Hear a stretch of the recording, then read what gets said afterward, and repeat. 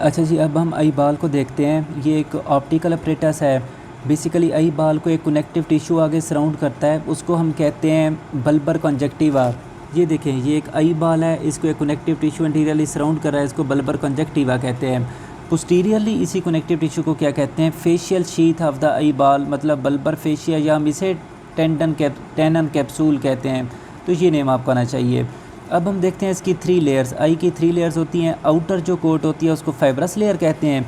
ये देखें, ये आई बाल है, ये इसकी आउटर लेयर हमें शो हो रही है, ये फाइब्रस है। इसमें स्क्लेरा और कॉर्निया आते हैं। स्क्लेरा यहाँ से यहाँ तक ये पूरा पोर्शन स्क्लेरा का है, मतलब 5/6 पोर्शन, और 1/6 पोर्शन जो है ये आगे एंटीरियरली कॉर्निया का है। दूसरी मिडिल कोट जो है वो वेस्कुलर लेयर है। ये देखें, जब हम आउटर के इनसाइड जाते हैं, जो मिडिल लेयर है ये कौन सी है? वेस्कुलर। इसके 3 पार्ट्स हैं, एक कोराइड है, सीलरी बॉडी है और आइरिस है। ये सारी जो है ये कोराइड हो गई, देखें, ठीक है।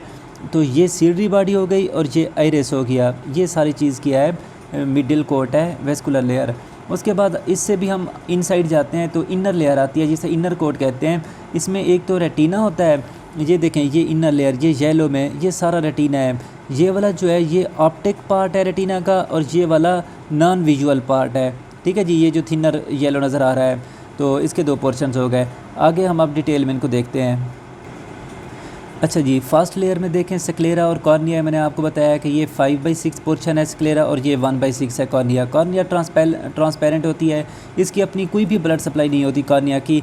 ये साथ में जो फ्लूइड पड़ा होता है, जैसे एक्वस ह्यूमर, और तो ऐसे फ्लूइड से या कोई पेरिफेरल में जो ब्लड सप्लाई है वहाँ से ये अपनी ड्रेनेज लेती है, ठीक है जी। इसके अलावा कॉर्नियल लिम्बस किसे कहते हैं? जो कॉर्निया और स्क्लेरा का जंक्शन होता है, इसे हम कॉर्नियल लिम्बस कहते हैं।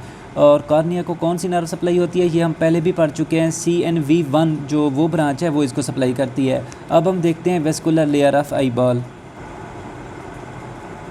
अच्छा जी, मिडिल लेयर को देखें तो मिडिल लेयर में क्या आता है? बेसिकली ये वेस्कुलर है, इसमें कोराइड है और सीलरी प्रोसेस आता है, और कौन सी चीज़ है? आइरिस है।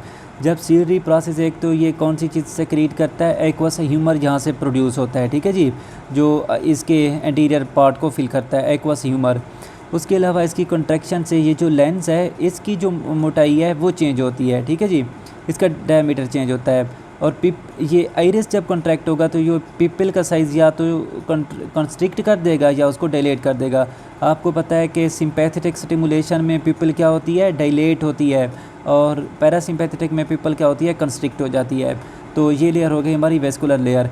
अच्छा, इसको हम क्या कहते हैं? इसका दूसरा नाम है वेस्कुलर लेयर का यूविया या यूवियल ट्रैक्ट, ये भी नाम आपको आना चाहिए। अब हम देखते हैं इनर लेयर को।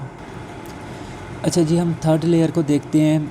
इसको हम कहते हैं थर्ड लेयर को inner layer, inner coat.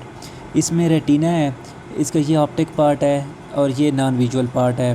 Basically जो ऑप्टिक पार्ट है इसमें दोनों लेयर्स हैं, न्यूरल लेयर भी है और पिगमेंटेड लेयर भी है। जो नॉन विजुअल पार्ट है इसमें जस्ट पिगमेंटेड लेयर है, न्यूरल लेयर नहीं है, ठीक है। तो जब इस पार्ट को देखते हैं हम, तो बेसिकली फंडस कौन सा पार्ट होता है जहाँ पे लाइट आके पड़ती है रेटिना पे, उसको फंडस कहते हैं।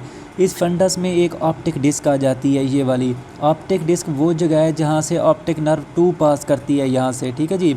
ये ब्लाइंड स्पॉट है क्योंकि यहाँ पे कोई रॉड और कॉन्स नहीं है।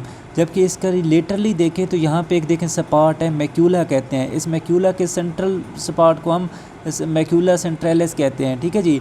ये बेसिकली वो पॉइंट है मैक्यूला जहाँ पे एक्विटी ऑफ विजन होती है, ठीक है। आप आगे पढ़ेंगे फिजियोलॉजी में एक्विटी ऑफ विजन कहाँ पे होती है, वो यहाँ पे होती है।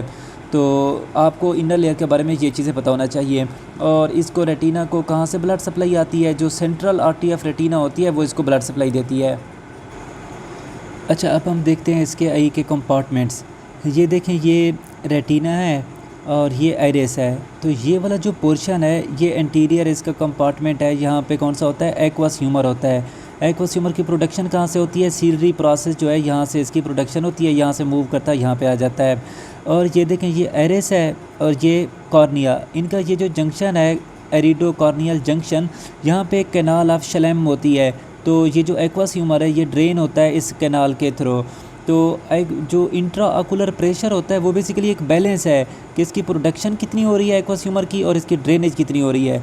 अगर इसकी ड्रेनेज रुक जाए या प्रोडक्शन बहुत ज़्यादा हो जाए तो इंट्रा ऑकुलर प्रेशर बहुत बढ़ जाता है और इसको ग्लोकोमा कहते हैं, ठीक है जी।